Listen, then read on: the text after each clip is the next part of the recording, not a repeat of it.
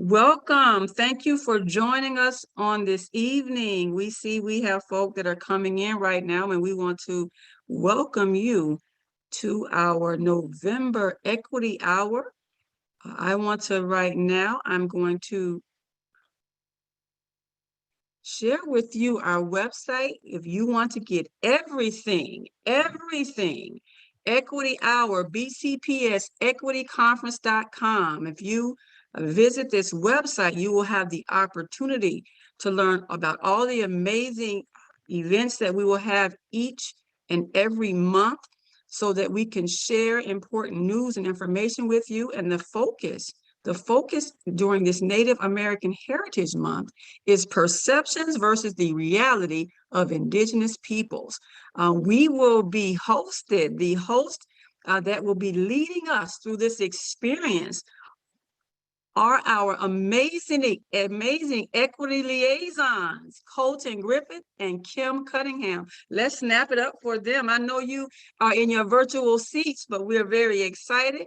As you're coming in, we're just going to ask that you chat us where you're coming in from, if you're a student, or just say hello. What's your one word for the evening? This panel discussion will cover things Indigenous parents, which teachers and people knew, the modern Seminole culture, integrating Indigenous stories and voices into the classroom, and things Indigenous students wish their teachers knew. So we are so very excited that you will be joining in on this experience on tonight. Vanguard Solutions Consulting, we are very happy to be the virtual meeting planner of this series of talks throughout the entire 21-22 academic year.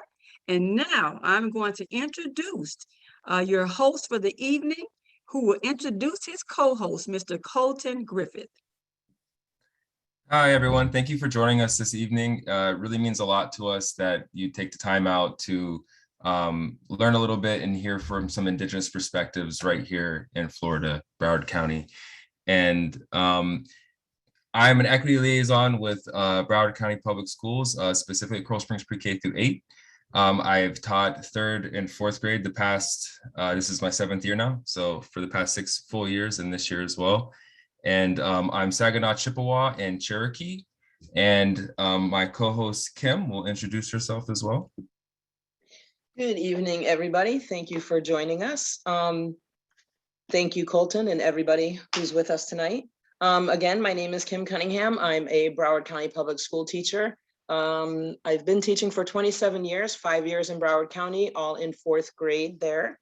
I am Ganyega Hega Mohawk, and I'm Oglala Lakota, and just really looking forward to talking to everybody. Oh, also an equity liaison at Wellaby. So next up is Laura.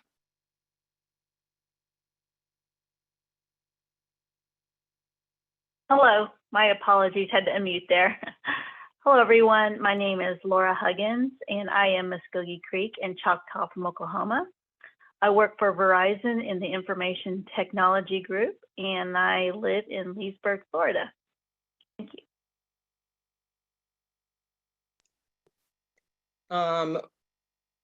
Mr. Watkins. Good evening. My name is David Watkins. I work for Broward County Public Schools, and I serve as Director of Equity and Diversity. My contribution here is through oral tradition and paperwork. I'm a descendant of Black Seminoles of Florida. And Raleigh. Hello, good evening, everyone. My name is Raleigh. I'm a tribal member from the Seminole Tribe of Florida, and I also work in our education department, which is called the Center for Student Success and Services. And I currently do quality assurance analyst. I work with all 5 programs within our department to make sure that our tribe members get the best effectiveness from our services. So that's what I do in Little.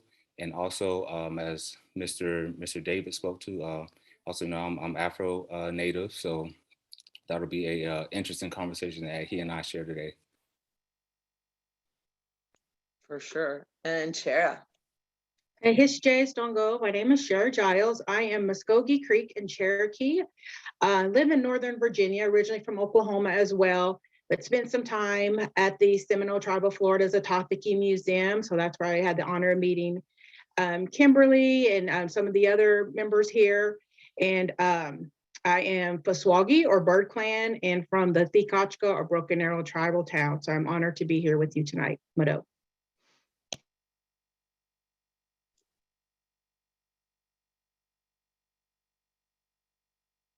Colton?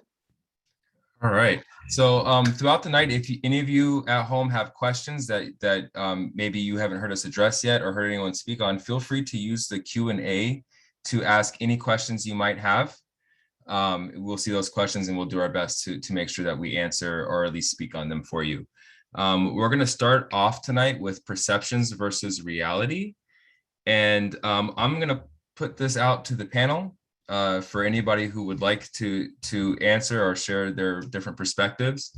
So with the first question being, what is something people think to be true about Indigenous cultures, specifically Indigenous cultures that you're a part of? And what is the truth? So what is something that people think to be true but isn't, and what is the truth? And again, anybody who feels comfortable answering that can feel free to speak on that.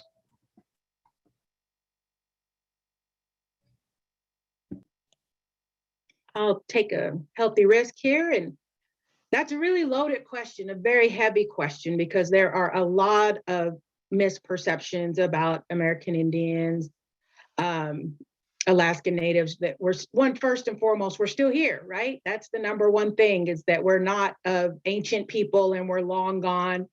And just like much of history has taught us that it's been trying to erase us, and that we're not here. And that for our tribal governments in regards to the federally recognized tribes, we'll speak to that matter at first, is that is a government relationship. And at the same time that we have our own laws, we have our own election process, we have our own, and then traditional processes that are different, that no one else is going to have. And so you have some Seminole tribal members here with you tonight, and not to be mistaken with the Seminole Nation of Oklahoma. You know, people forget that we have cultural and clanship ties, but then we're also very different and very unique. Just want to share a quick story. I had a brief interaction with President Biden a few months ago. In the picture that was captured, we were really laughing because I made sure I introduced myself and my tribes, and he's really smiling. He goes, because I know there's more than one tribe, and I know my responsibilities to all of them. And I was like, yes, you got it, you understand. So there's nearly 600 federally recognized tribes, and that's not even stating the state recognized and those that are still seeking federal recognition. So, I mean, the list is long and exhausting, and that's the biggest part. Start educating yourself, because we are unique, we all are different. And even within the tribes that are there in Florida, the dialects are going to be different. The Seminoles speak the Muskogee and Illabongi or Miccosukee language. They don't speak one language. And keeping that in mind, so even though they're things, they may be from the same tribe, they're going to be very unique and very specific from the areas they're from and their families and their clans. So just want to give a brief, I mean, that's just really not even the tip of the iceberg, but let's start there, that we're still here and we're all very unique in our own tribal ways, and that we're not the same. And culturally, we're going to have different worldviews and cultural traditions as well. So I just wanted to start us off with that brief, very brief synopsis. Mado, thank you. Thank you so much. And that really, yeah, I know it's a loaded question, right? Like, where do you even begin? That was very well put. And if anybody has anything they want to add to it, please do. But just to follow up with one question to that, how would you say, if you could briefly verbalize somehow, how would you say those misconceptions have made an impact on your life?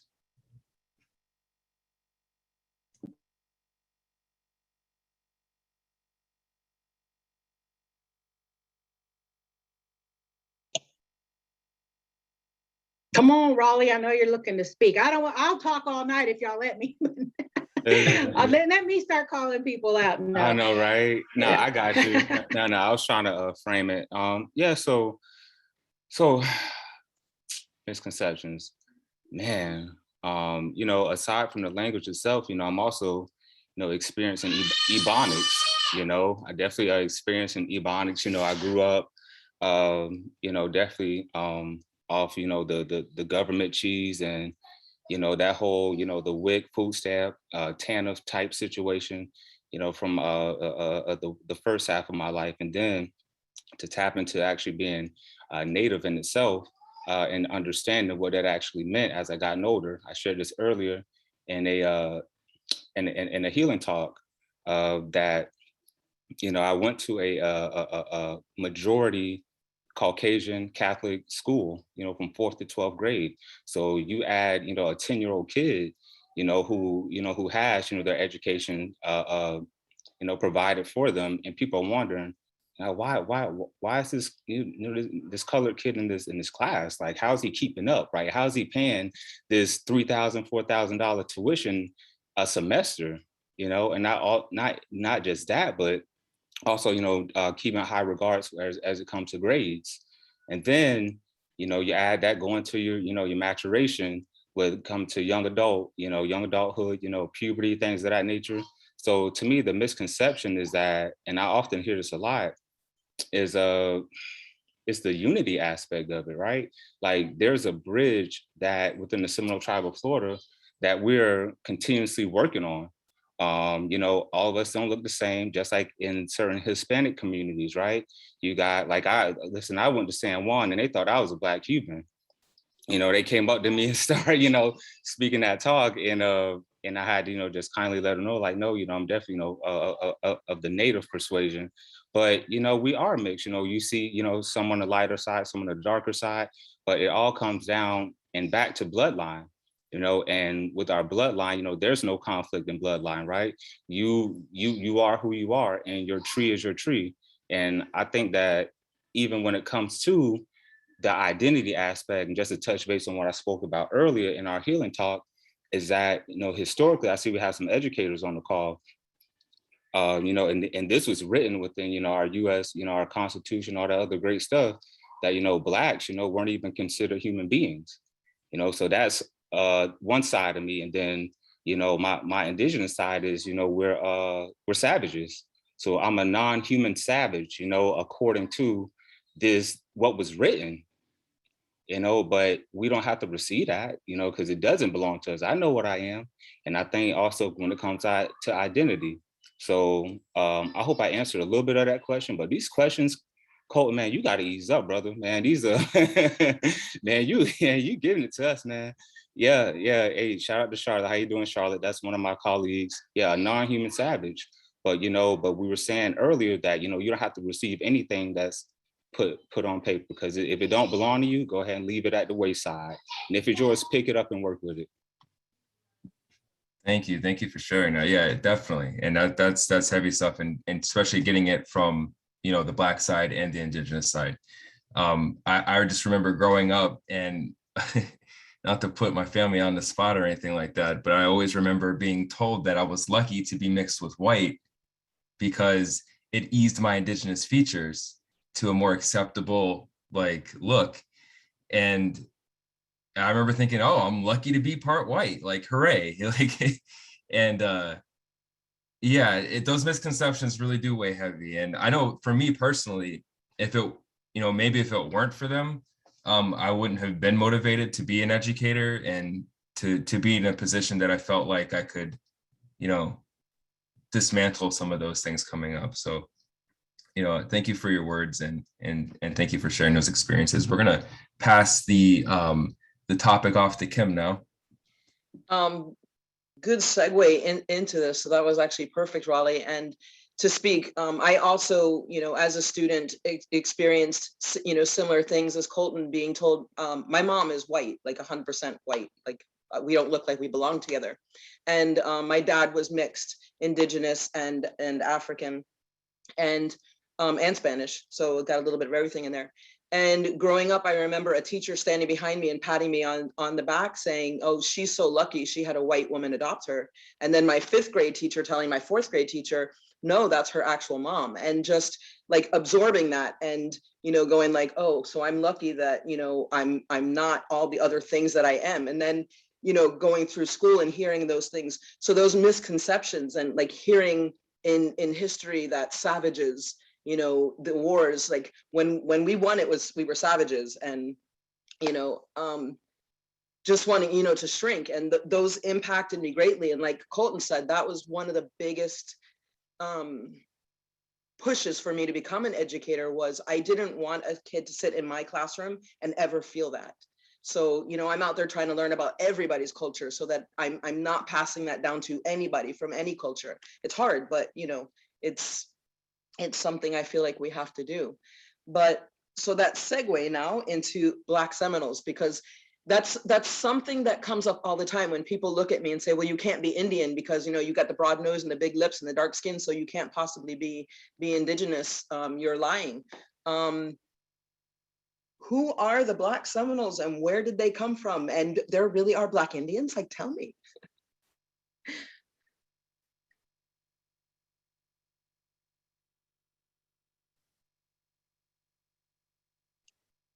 Mr. Watkins or Rolly, does anybody want to speak on that one? Anybody want to take that one?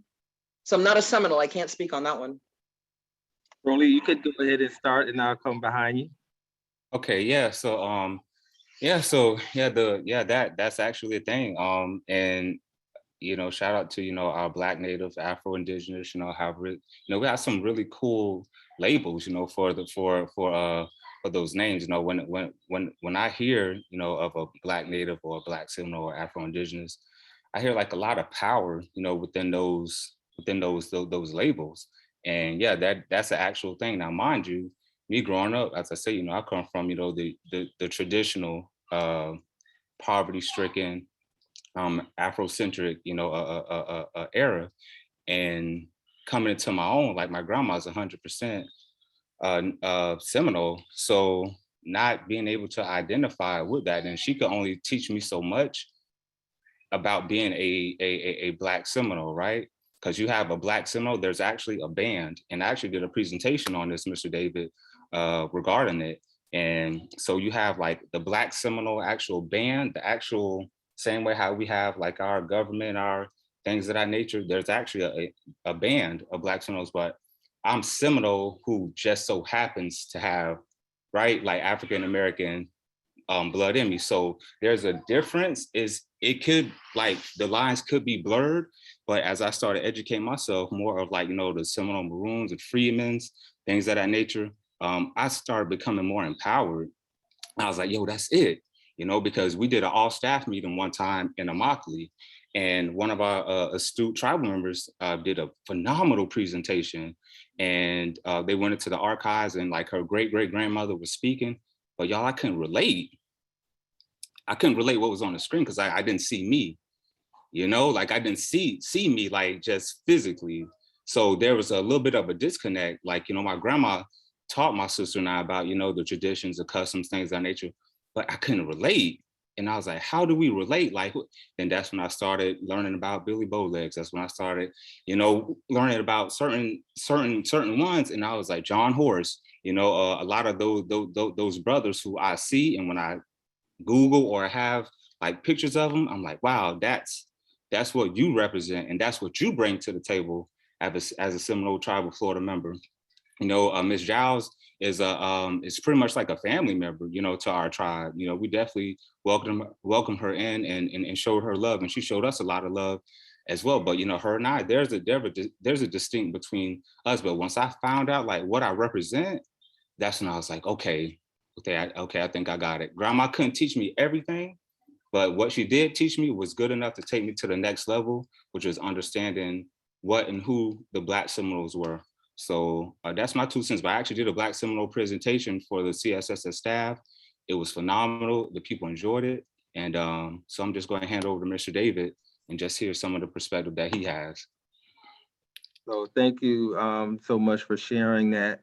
So I'll start with, I am not a Native American by blood. I am not the descendant of Seminoles by blood.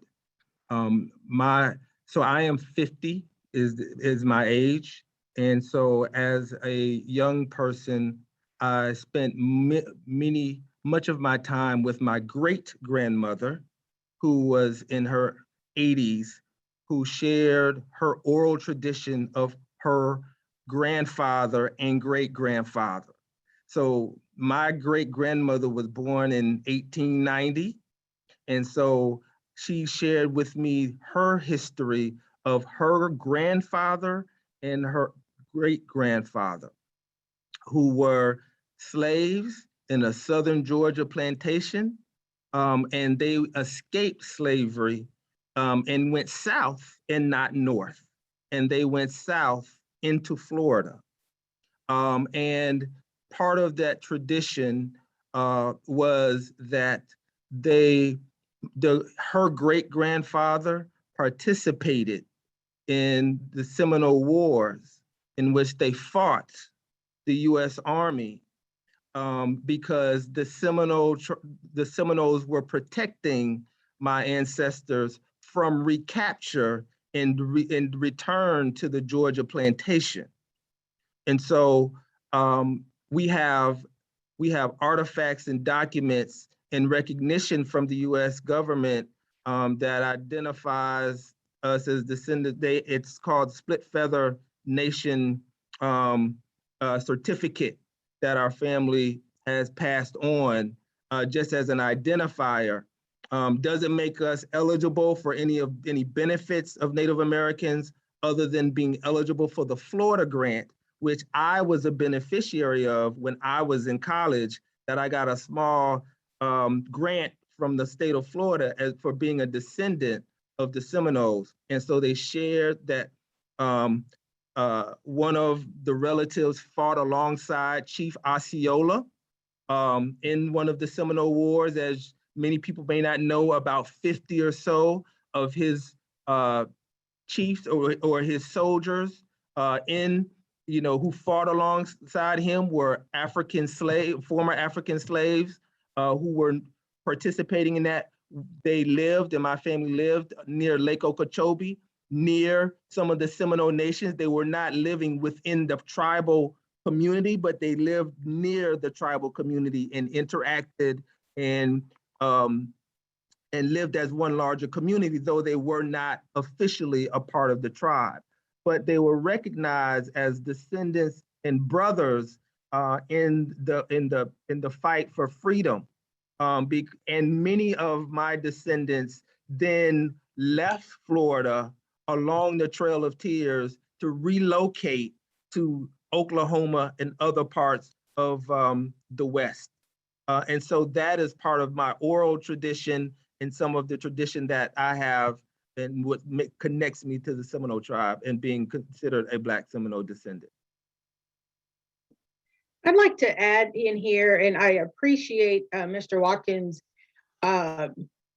distinction, because that's what's really important too, is that people have to readily identify enrolled tribal member, tribal citizen versus a descendant versus by blood. And people really have to do their homework, especially in Florida. When I had lived there a little less than 3 years, and man, there are a lot of what we call pretendians and wannabes and fakes. And I mean, there are so many Seminole Creek Tribes of Florida incorporated organizations, and they do incorporate, they become nonprofit, they elect chiefs, they make their own cards, they do a lot of things that we don't do, but to each his own. But they're not Indian, they are not Indigenous people. They have this story, they have this family story or created, made up story. I don't know, whatever that is. But then it's clearly, we can say, it's just like Mr. Watkins says, you have your oral histories, you have some documentation. There are some written records of who families are. And I say that because our Muskogee people, our Muskogee Creek people, we were a part of that northern Florida, Georgia, Alabama area. And then when removal started to happen, my people ended up in Oklahoma. Some of those people went down further south. And so there is that kinship, because our cultures are very much the same when it comes to our ceremonies and, like I said, language. But then we're very distinct because of where we are now, because of a removal, forced removal and near genocide. But we always have to fight now and say, these are not our people. We know where our people are, and we can identify our people and how they moved along. And in keeping in mind, once we got to Oklahoma, those slaves that were freed, our Creek people did have slaves. It's documented, and we can tell you who those slaves are. We can tell you who the slave owners are. Now, that's where the term freedmen comes in, because they were freed slaves. Now, granted, our slaves were part of our community. They did learn the language. They did learn the culture. They were part of our community, but they by blood were not Creek, but by kinship and community, we're very much a part of our communities as well. So there's a very distinction that people must understand, that because you're a part of a culture and part of a place doesn't make you of that culture. You know, by your blood is still who you are.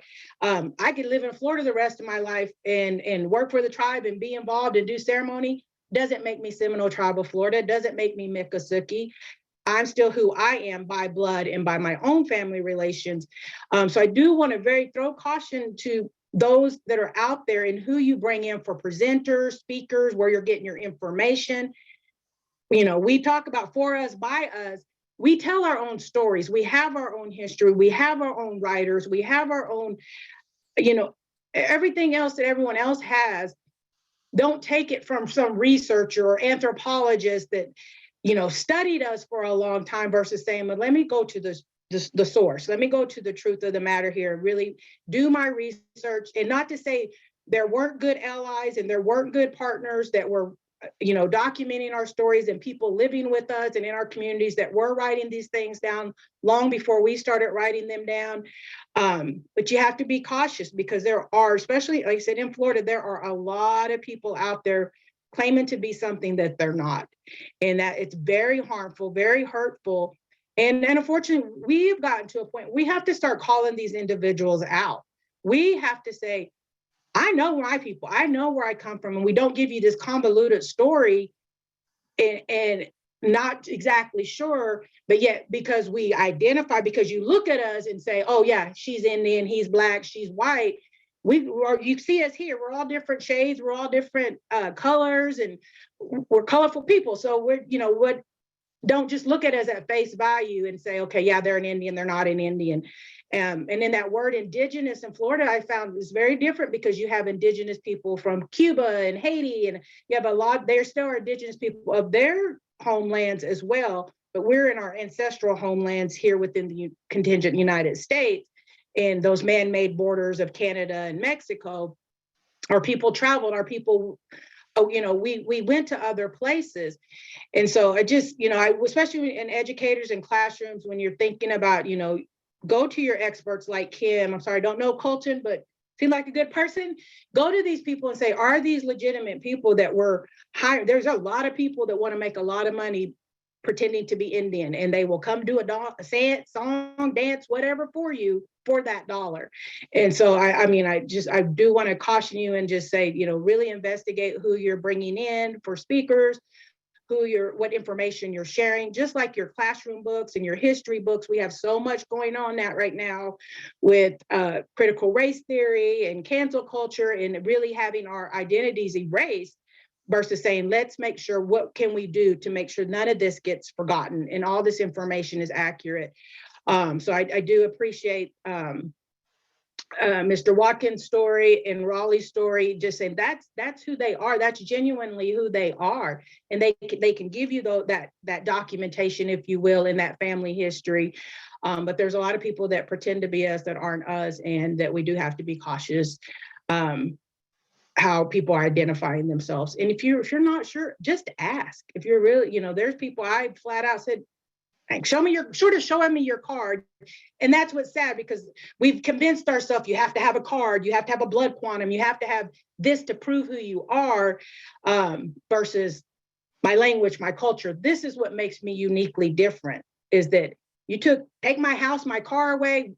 What's going to make me different from anybody else in my community? My language, my culture, who I go back to as my cultural root. So just wanted to share that little bit of additional information and just kind of keep educating yourself more in regards to those relationships of who actually are Indigenous people.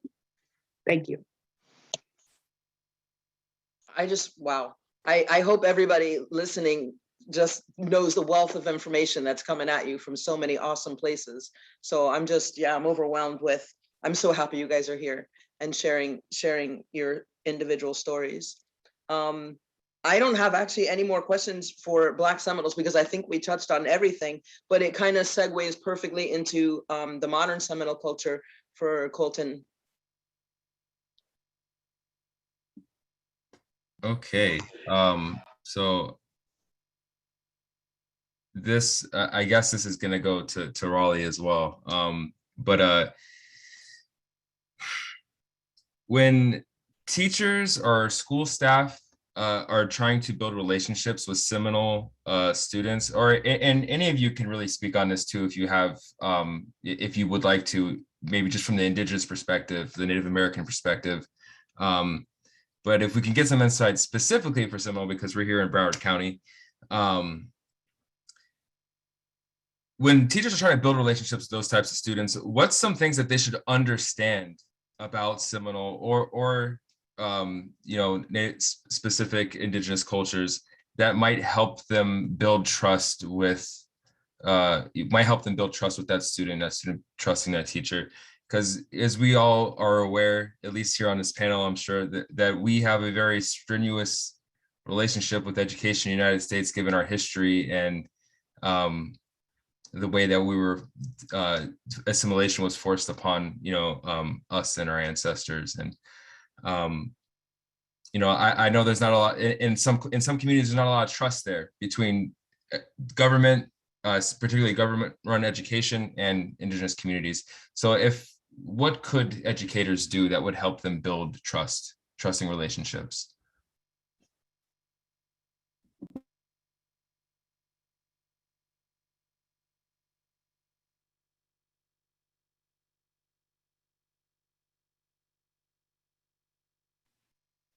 I'm so sorry about that, y'all. I had a technical difficulty. Yeah, so like so like you said, like in the classroom situation that was you speaking on, Colin. Yeah, so I work. I don't have in classroom experience, but I do work for our education department. It's called the Center for Student Success and Services, and it's like our educational like resource center. So we have a library, we have a tutoring program, we have K-12, we have higher ed, and we have a professional development program as well. So I do quality assurance for all 5 of those, and I'm gonna tie this in very nicely for you. So within that spectrum, I just recently went to a school to support a family. And that one of those situations came up. And one thing that comes to mind as it relates to that is elderhood, and to just piggyback off of what Ms. Giles said. Nowadays, like I remember growing up, like you had to be co-signed by someone, right? Remember, like you had to be verified. Someone had to provide like a checks and balances on who you are and what you are, what you stood for, and things of that nature. Like I said, I grew up.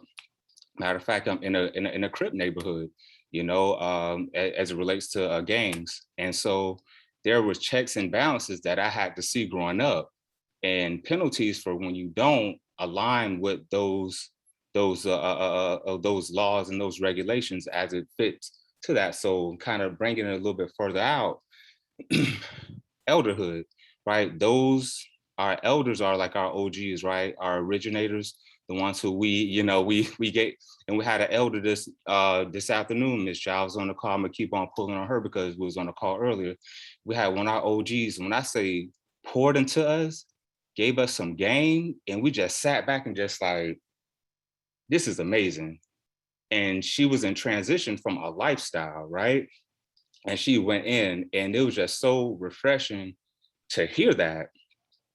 So we seek our elders for that type of information, right? So when it comes to like the schools and things of that nature, like if y'all can't get it, that if you can't win over our elders, we only gonna say only so much. I mean, I just gotta keep it real, That's like grandma, making that peach cobbler.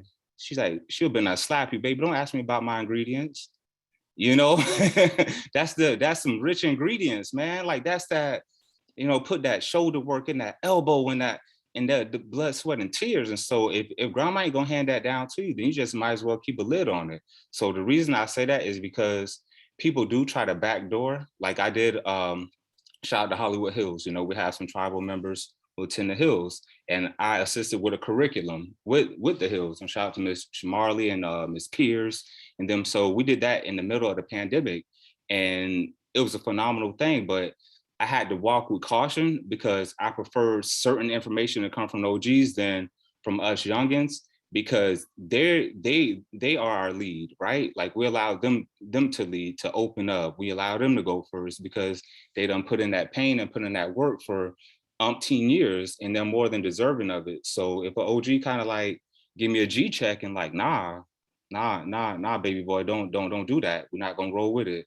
So a lot of times we do give out too much, and we know it's because of interest. And we, for the most part, now you do have your people out there, like Miss Giles was saying, we're just in there for a quick buck. Oh yeah, I know a tribal member. And, I let them have fun. Like Ms. Giles, I mean, these people say we don't pay taxes. These people say I get $50,000 a month. These people say all of this stuff. Listen, Mr. David, I'm not finna entertain them. I'm gonna let them have fun with that information.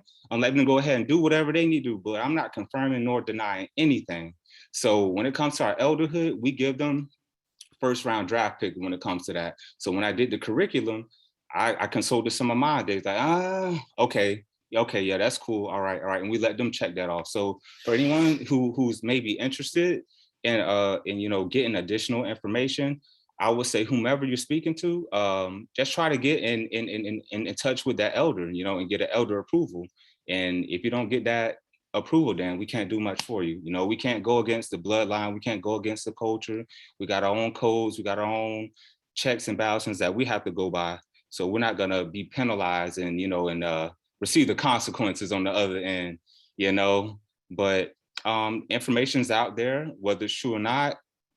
That's up for the people to decide. But I think sometimes we do give off a little bit more, and we don't keep it as sacred as we should.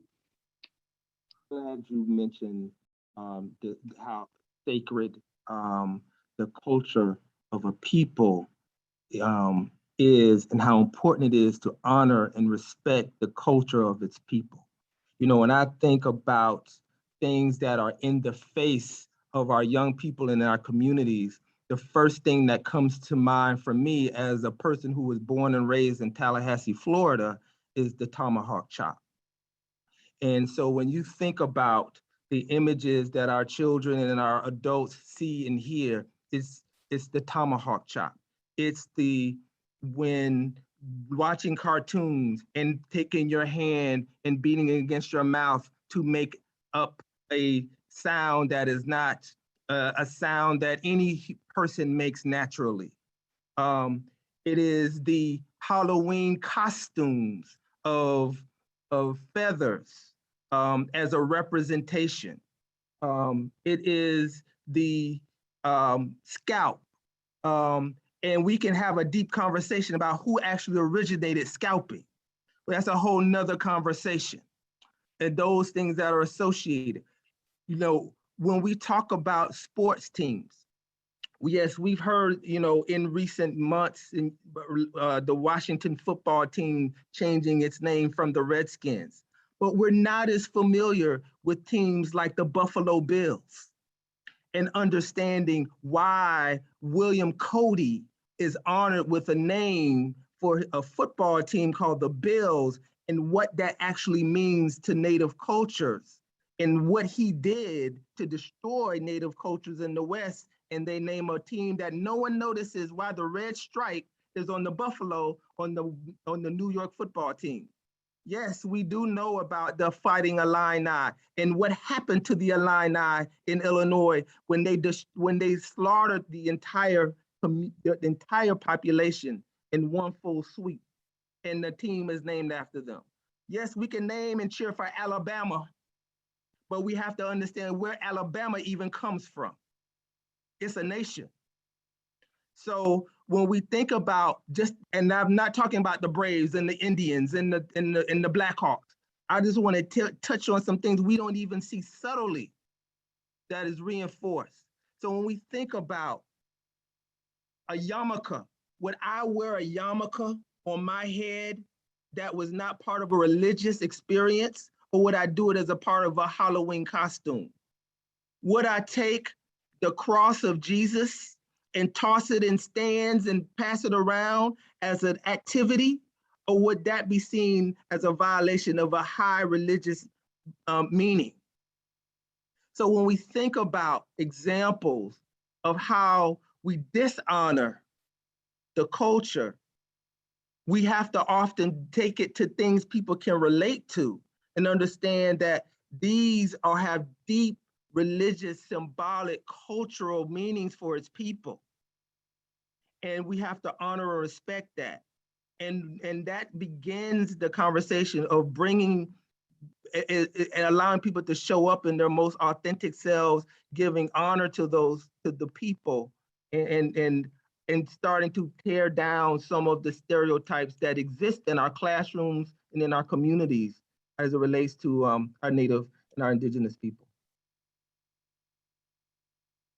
Yeah, that's when the moment you say preach. Yes, just keep keep telling the truth. There's that power in that, you know, and I think our approach as well, because we got to be careful. Again, we're all unique. So keeping in mind that the Seminole, the university there, the Florida State Seminoles, they have the permission of the tribe. They have the approval of the tribe. Now, I'm not a tribal member. Do I agree? Not my place to say, because there are other things that lend to that discussion and lend to the stereotypes that we have been fighting against. So not my place to speak, but that's the reality for that school, for that name, and that relationship with the university and the tribe itself. Now, research, and I put some links in the chat. So Illuminatives did an extensive research that shows how harmful mascots, stereotypes are, especially to our young people.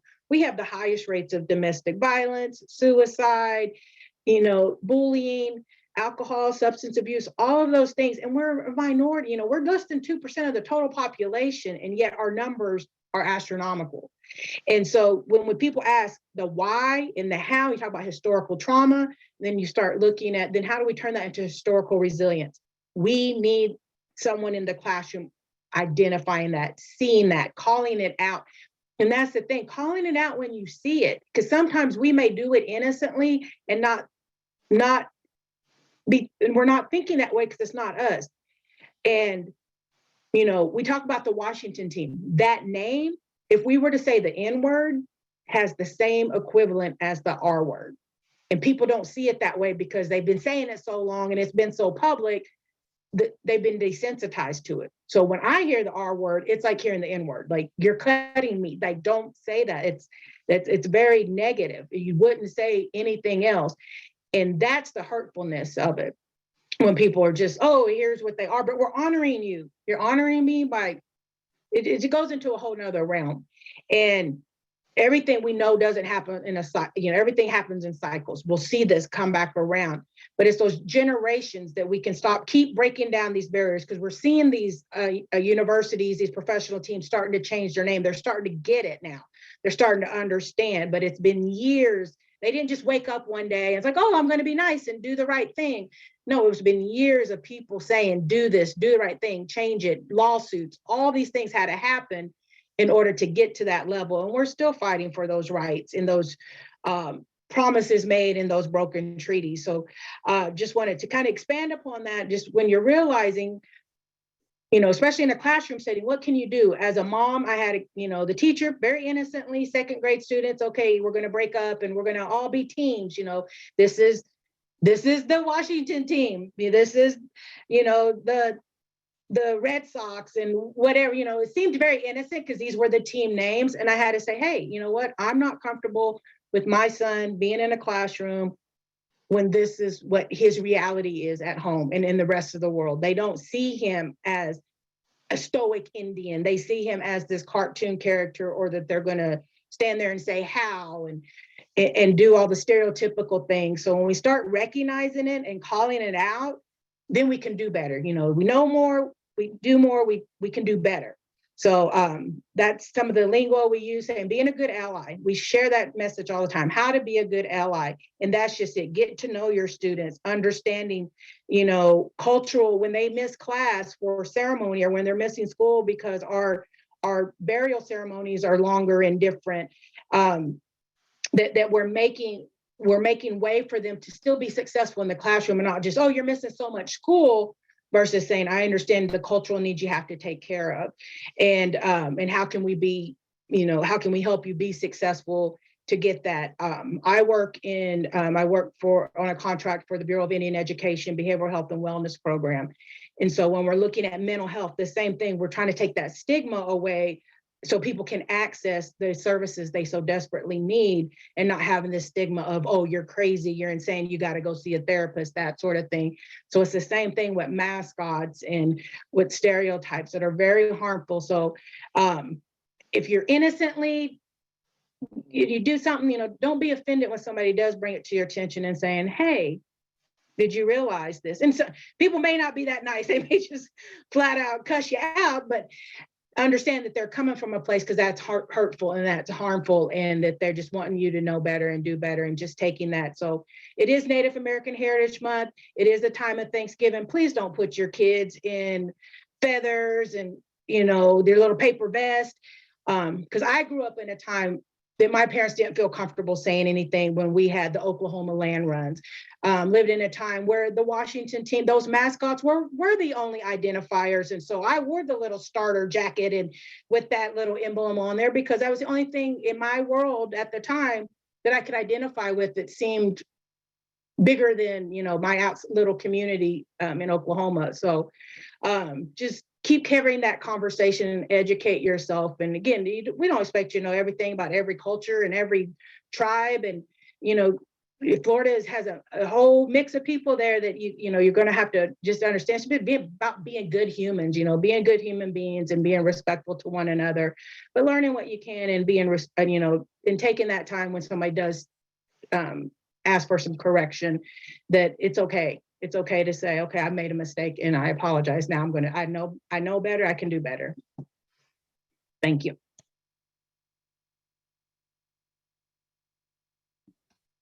Very well said. Thank you all for those perspectives and that knowledge.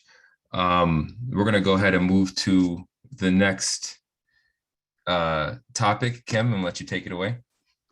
All right. And I mean, we answered, because we're sharing so much, we're answering so many things ahead, but it's okay, like rephrasing. So let me set a scenario for you. We have a classroom teacher, let's say, they're not Indigenous. They don't have any access necessarily to the tribe. They don't know any tribal members, whatever. How can they bring this non-Native teacher, how can they incorporate the Indigenous voice, the Indigenous stories into the classroom, whether they have Indigenous children in the room or they don't?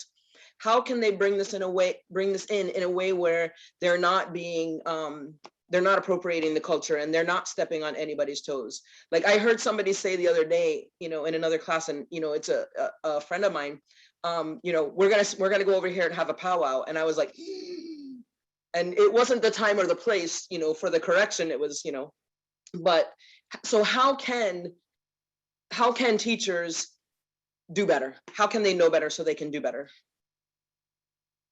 Anybody that wants to grab that one?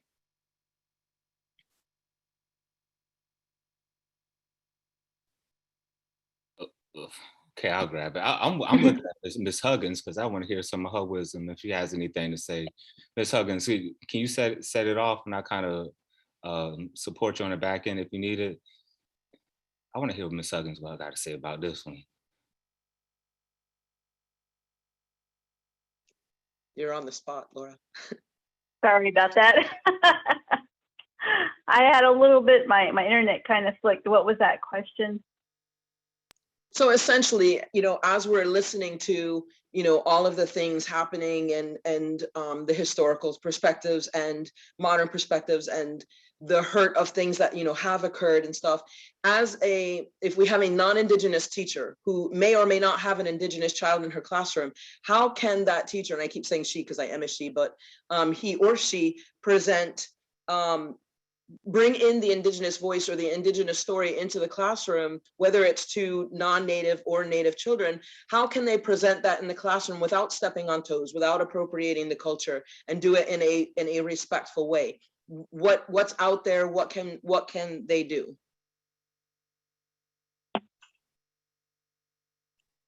Well, from my perspective so I'm going to go into my background just a little bit. I was raised on the To'ono O'odham Reservation in Southwest Arizona. My mother, who's actually listening in right now, was a school librarian. And so I didn't attend a public school until I was in the 6th grade. So the advice I'd like to give to teachers is that, please be mindful of the things that are taught. Shara hit on it as far as, for example, let's have a powwow. That's not a good thing to bring up.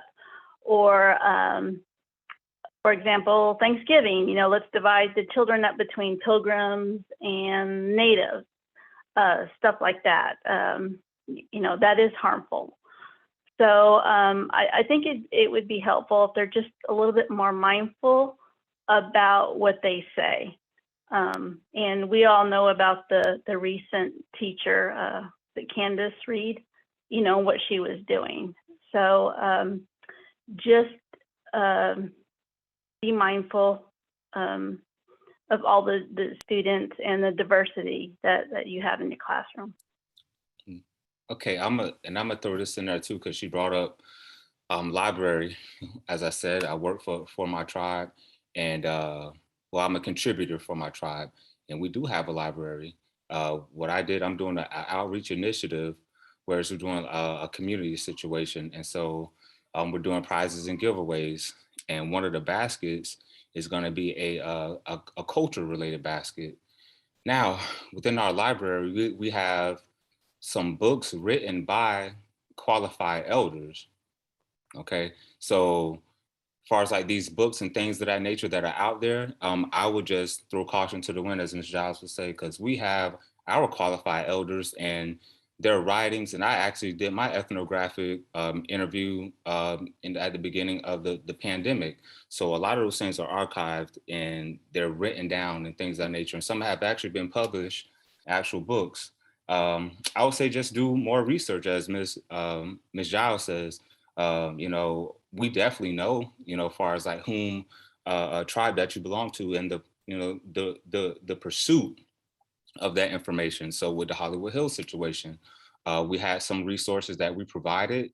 Some of it was very generic, but we have our certain books and things that are very sacred to us. Like there's a book called, Legends of the Seminoles by Miss Betty Mae Jumper, who's one of the, man, oh my God, like that woman there, I mean, golly, I mean, just top notch. And she has some great material. So if I would just say anything to any teachers or professors, just make sure whatever tribe, band that you pursuing that information from, make sure those writings and those stories are from a qualified elder, or at least someone who's from that line, because we see that happening a lot. And one of our colleagues did a presentation. They work for our library, and they put a little too much of that sauce on that bread. So some of the people had to hit me up, Mr. Dave. They was like, "Yo, I don't know."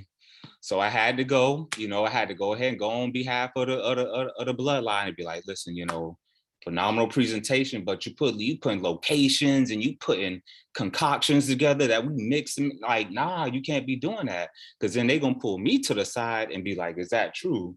And then I'm gonna just tell them mind your business, right? Because now we're taking it there, right? Because this guy or a woman already gave you that information, so you just be cool with that. Like I said, I don't confirm nor deny, because I hold a lot of that stuff, whether I'm 100% traditional based or not. That still belongs to the house. So we keep that in the house. So make sure that you get those teachings, those books from a qualified elder or someone who's from that line, and make sure you do your checks and balances, because as Ms. Giles said, there's a lot of perpetrators out here, and especially in Florida, it's 2 qualified tribes, as we discussed earlier, Ms. Giles, 2 qualified ones. Everybody else kind of like, So yeah, just make sure those writings and those teachings are from a qualified tribal elder or someone from that tree, and you can't go wrong from there. It can't be questioned, and then by the time that those conversations do present itself, oh no, we got this from this Betty Mae great granddaughter, and they said it was cool, and you have everything you need. Thank you for that. We're getting pretty close to being out of time. I know we didn't get through every question or topic that we wanted to, but we got about 5 minutes left. So I would say I would like to just kind of open it up to the panelists for anything you want to leave us with. I really appreciate the bit about how educators can do better, and I completely agree. Kim and I, we're very fortunate here in Broward County that they let me and Kim and our other co-presenter Ninoska do, kind of help guide teachers and how to select resources and educating them a little bit about general Indigenous experiences here. But I know that's not the case everywhere. So the more people that can hear that message that you all are saying, it goes a long way. So I really appreciate that. But yeah, we got about 5 minutes. So if there's anybody who wants to leave us with something, anything you want to get off your chest before we close out, now would be a good time to do it. I would real quick. The topic of, I'll try to make it real quick. The things Indigenous parents wish people knew. I'd like to take a couple of minutes to share my family background in Oklahoma, which was known as Indian Territory, because I feel it will be helpful for you to understand our past. So I'm going to begin with my grandmother. She was 8 years old when she was forced to live at a boarding school with her sisters, and they were only allowed to go home 3 times in the 8 years they were there. Their hair was cut, and they were punished if they were caught speaking their language to one another. So she and her sisters eventually ran away to Tulsa. And mind you, she was 16 years old, and this was in 1942. So yes, I said 1940s. By then, she could only remember a few words. Unfortunately, she didn't have a home to return to because her mother passed away from tuberculosis, and she could not stay with relatives out of fear that she would be found and forcefully returned to school. So she lost her connection to her extended family and her ceremonial grounds and her culture. As a result of not having that close relationship, my mother, who was the oldest of 7 children, had to live in a Baptist children's home when she was younger with her 2 little sisters at the time. So at the age of 12, she actually left home, and she began living at the same boarding school in Oklahoma. She remained there until she graduated, and then off to college she went. Thank you, Mama. Good job. I was fortunate that my mother did her best to break what is referred to as the intergenerational trauma that was inflicted due to the Indian boarding school policy era. So these were schools that were operated by the federal government and churches, where the goal was to assimilate children and abandon traditional languages, cultures, and practices from the 1860s to the 1960s. So now back to the topic. As a mother and a grandmother, now I would like you, what I would like you to know is that most people perceive that the bad part of our history was hundreds of years ago, when really it was just a continuation, and it really wasn't that long ago. These were still occurring in my grandmother and my mother's generation. The important thing now is that we are in the process of acknowledging these past traumas and recognizing, our family and individual impacts. My generation and the younger generations are having to walk in two worlds where we are living the modern day lives, such as we're working remotely, using technology and social media to connect with each other, while doing our best to reconnect with our community. Ensure we don't lose our culture and our language. So we are teaching and instilling in our children that they should be very proud of their heritage. So the advice I would like to give to teachers of Indigenous children is please be patient with the students. They are more likely to be the quiet ones, may be shy and may rarely ask questions, but I'd ask that you take a few minutes to check on them, and I echo the message, make sure you get to know them and make sure they're doing okay. As for the teachers in South Florida who are close to the Seminole Reservation, this may be the first time for some of these students to attend a public school at the high school level. So they may be feeling overwhelmed and out of place. So kindness does make a big difference. And also, please, please encourage them to continue their education, whether it's a trade or the traditional college route. We want all of our students to be successful. Mado, thank you for your time. I love that. Thank I you, want to yeah. I want to add something that I've actually seen happen in classrooms, and I hope to never see it anymore in classrooms, is picking a particular student and having them stand up and having them speak about all natives. I've seen it happen to a 6-year-old, and that child knew nothing about being native. To that child, that is who they are. So that made no sense. The question is, what is it like to be Seminole? And the child was like, that's a foreign question. I'm 6, like I drive my truck into trees. That's what I do. So that question, understand, that's who we are growing up. So you're asking a question like, well, I don't know. What is it like to be white? What is it like to be Hispanic? What is it like to be Black? I don't know. It's a question that's hard to answer when you're a child. So, I just caution that teachers don't put a child on the spot. Like you said, being patient and being kind. Please be patient and kind, get to know your child, and don't put them on the spot. All right, and we are out of time. So once again, thank you so much to the audience for being here, and deep, heartfelt thanks to the panelists. You guys are amazing, and I'm thankful that you know Kim so that you could be here with us. And I guess good night to everybody at home. Thanks for being here. And Kim, if you want to say anything. And Mr. Watkins, they want to say something to close out. This is again, we are very excited to be able to do these every month. Stay tuned. We will be having a December Equity Hour, and just stay tuned to your website. But I'm going to leave it to Mr. Watkins to say any final words. Thank you to the panelists. Thank you to all of our guests that are here. We have some school leaders here, principal from Hollywood Hills. Thank you for being here. We have Dr. Canning from the district who is here, and we have so many wonderful students and guests here today. So thank you all for sharing this knowledge with our school community, and we look forward to your continued work and advocacy for our students, our Native American students. So have a great night and look forward to seeing you all soon. Awesome job. Snap. Let's show some love in the chat to everybody. Let's give it up for Colton and Kim. All right, the dynamic duo. Show some love in the chat on your way out. Wonderful, heartfelt, engaging, and very passionate panel discussion. So thank you. Let's show some love on your way out to our panelists. And thank you so much for joining us, and we look forward to you being with us in December.